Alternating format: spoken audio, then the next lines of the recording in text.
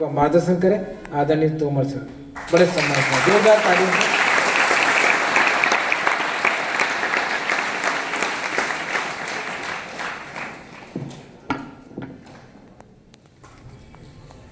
आदरणीय प्राचार्य महोदय,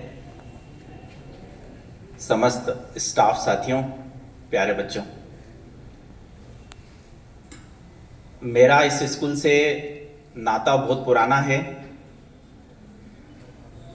आप लोगों से भी एक जुड़ाव हो गया है आप लोगों से बीच में, और यहाँ के स्टाफ से तो व्यक्तिगत संबंध हैं। तो बहुत ही अच्छा लगता है मेरे को यहाँ आने के भी, मेरे को बुलाया जाता है। तो और सभी स्टाफ साथियों और मैडम को सबसे पहले तो बहुत बहुत धन्यवाद जिन्होंने मुझे यहाँ आमंत्रित किया इस पावन पर्व पे।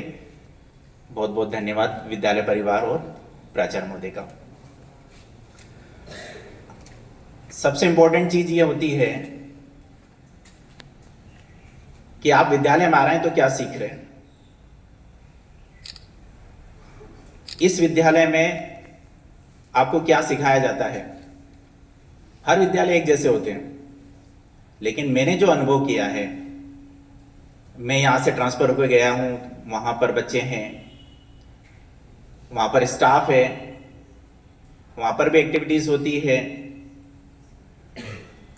लेकिन यहां पर जो एक्टिविटीज और जो सब कुछ नहीं है। एक चीज हमेशा याद रखें आप, अगर पढ़ना ही सब कुछ होता है तो सभी लोग अपने अपने काम धंधे लग जाते होते हैं। एक कौशल का विकास भी होना चाहिए बच्चों में, जो यहां पर होता है। यहां आप देखते हैं, हर चीज को ऑब्जर्व करो कि आज क्या कार्यक्रम है और उसको किस तरह से मैनेज कर रहे हैं सर।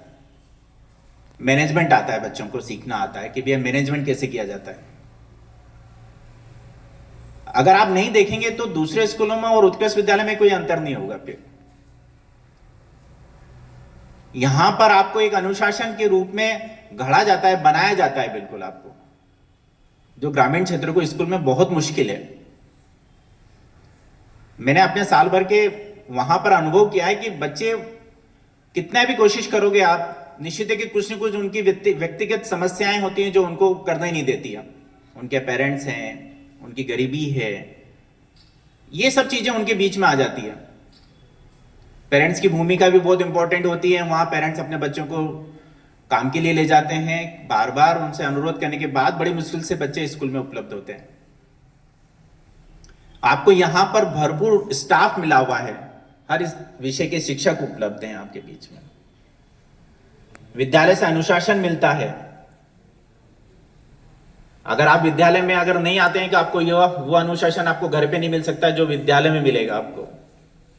तो सबसे इंपॉर्टेंट चीज है, विद्यालय में अनुशासन आपको आना चाहिए। उत्कृष्ट विद्यालय में अगर आप पढ़ रहे हैं तो बहुत बड़ी बात है, आप ये बात मान के चलें। यहां से बहुत अच्छे बच्चे पढ़ के निकलते हैं, एक अपनी लाइफ बनाते हैं। मैं बहुत सी बार यहाँ इतने साल मैंने अपने बच्चों को पढ़ाया है, तो अच्छी अच्छी पोस्टों पे उनको देखता हूँ और वो मिलते हैं तो बड़े आदर सत्कार के साथ नमन करते हैं और याद करते हैं कि सर आप थे। तो हमको लगता है, गुरु को लगता है कि हमने कुछ कमाया। पैसा सब कुछ नहीं होता है, हमारी धन दौलत जो है वो आप हो। मैं हमेशा एक बात बोलता हूं, और मेरा जो सिद्धांत रहा है हमेशा, कि एक दुकानदार जब दुकान खोलता है तो उस पत्थर को 10 बार वो पेड़ी पे पांव छूता है। पत्थर को, पेड़ी, दुकान, शटर ऊपर करता है तो, और जब शटर नीचे करके जब शाम को घर जाता है तो वापस उसको पेड़ी पे वापस पत्थर को पांव छूता है, क्योंकि उसकी रोजी रोटी चलती है उसकी। मेरा सिद्धांत है कि मेरी रोजी रोटी चल रही है, वो आप वजह से चल रही है, तो मेरे लिए आप पूज्य नहीं थे। मेरा सिद्धांत ये था। आपका काम अगर रात में 12 बजे भी कुछ करना हो, कुछ काम आ गया है, तो मैं सब काम छोड़ के आपका काम सबसे पहले करता। तो मेरे चीज में ये अनुशासन है, तो मैं अनुशासन अपने बच्चों को भी देने की कोशिश करता था कि मेरा अनुशासन बच्चों के बीच में भी लगे, जाए मैसेज बच्चों के बीच में। आप यहां से निकल के जाएंगे तो एक समाज का अच्छा निर्माण करेंगे आप यहां से।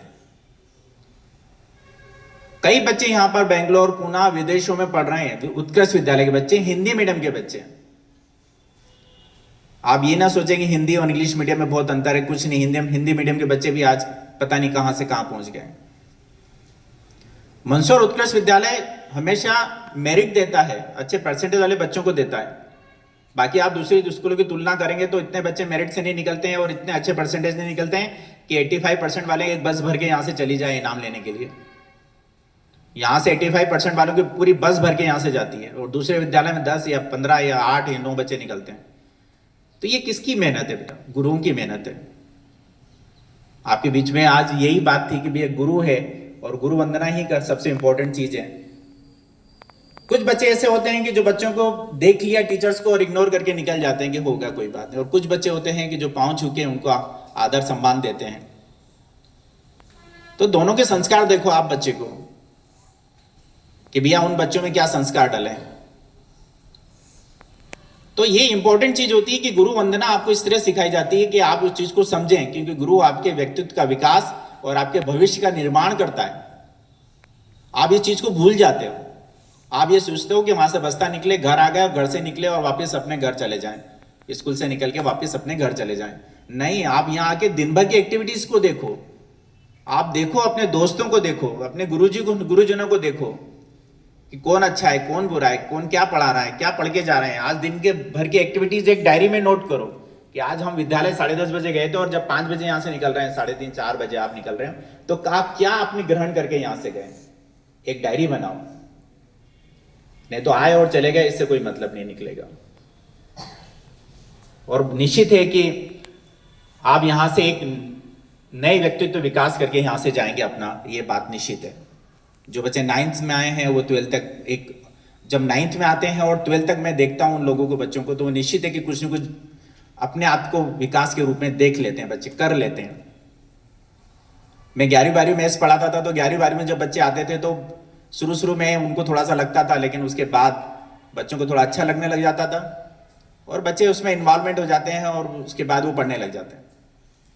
आप में अगर लगन लग गई पढ़ने की तो आपको किसी टीचर्स की जरूरत नहीं बेटा। सबसे इंपॉर्टेंट लगन लगना उसमें कि उस विषय में आपको पढ़ने का अगर मजा आने लग गया तो निश्चित है कि आप फिर किसी टीचर्स की जरूरत नहीं पड़ेगी, आप कर लोगे उसको 100%। एकलव्य को देखो आप, उसने मूर्ति बनाकर अपने धनुर्धर को धारण कर लिया था। लगन लगना सबसे इंपॉर्टेंट चीज है। और वो कब लगेगी? जब आप जो टीचर्स बता रहे हैं उनको तरफ ध्यान देंगे, सुनेंगे, समझेंगे, तब आपको मजा आएगा। और जब किसी चीज में मजा आ जाने लग जाता है तो फिर आपको कोई तकलीफ नहीं होती है, कोई बरसात आपको नहीं रोक सकती है, कोई गर्मी आपको रोक नहीं सकती है, पंखा चले नहीं चले कोई मतलब नहीं है। आपको गर्मी लग रही है एहसास नहीं होगा। आप जब क्रिकेट खेलते हैं, कितनी गर्मी में खेलते हो क्रिकेट, तब भी पसीना आता रहता है और खेलते रहते हो, आपको वहां पर गर्मी नहीं लगती है क्योंकि आपको वहां मजा आ रहा है। ऐसे ही अपने अध्ययन में भी यही चीजें हैं सब। जिस दिन आपके लगन लग जाएगा उस दिन आप अच्छी तरह से उस सब्जेक्ट को, उस विषय को पढ़ना स्टार्ट कर देंगे। गुरु का सम्मान करो। गुरु एक आशीर्वाद देता है सीधा सा। जब आप किसी के पांव छूते हैं या नमस्ते करते हैं तो हमेशा बोलता है कि खुश रहो। बहुत बड़ी बात है। आप कल्पना करेंगे बड़े बड़े गुरु हैं ना, वो पांव नहीं छुआते हैं, मतलब पांव छूने नहीं देते हैं, दूर से नमस्ते करो। आप देखना, महसूस करना और सोचना कि वो अपने पांव को नहीं छुआते हैं। और यहां पर आप उनके नाखून पे हाथ लगा के आप अपने आदर सम्मान करते हैं, पांव छूते हैं आप लोग। और निश्चित है कि आप एक बार करेंगे, 2 बार करेंगे तो टीचर्स आपको आशीर्वाद ही देगा आपको। और वो आशीर्वाद कब फल जाए आपकी जिंदगी में कुछ नहीं कह सकते। तो गुरु का सम्मान सबसे इंपॉर्टेंट चीज है। यहीं से आपका व्यक्तित्व विकास होता है और यहीं से आप अपने भविष्य का निर्माण करते हैं। ये ध्यान रखना आप लोग। अगर ऐसा होता तो विद्यालय सब बंद हो जाते होते, ये ध्यान रखना। अब अगर घर से सब कुछ चल जाता तो गुरु की महिमा तो बहुत बड़ी है, जिसका वर्णन करना बहुत मुश्किल है। ठीक है, तो आप जिन चीज़ों को ध्यान रखें। मेरे को टाइम का समय थोड़ा सा ध्यान है क्योंकि आपके यहाँ से प्रार्थना होने के बाद सीधे स्कूल में जाना है आपको, तो मैं इतना ही समय लूंगा। बहुत बहुत धन्यवाद। पुनः सभी स्टाफ साथियों को मेरा सबसे व्यक्तिगत संबंध है। मेरे को बहुत अच्छा लगता है जब मैं आता हूँ, तो ऐसा नहीं लगता है कि मैं अपने परिवार के बीच में नहीं आया हूँ। और आप लोग, बहुत से लोग मेरे को जानते होंगे और बहुत से लोग बच्चे नए हैं। तो सभी स्टाफ साथियों को और प्राचार्य मैडम को बहुत बहुत धन्यवाद जिन्होंने शुभ अवसर पर मुझे मौका दिया बोलने के लिए।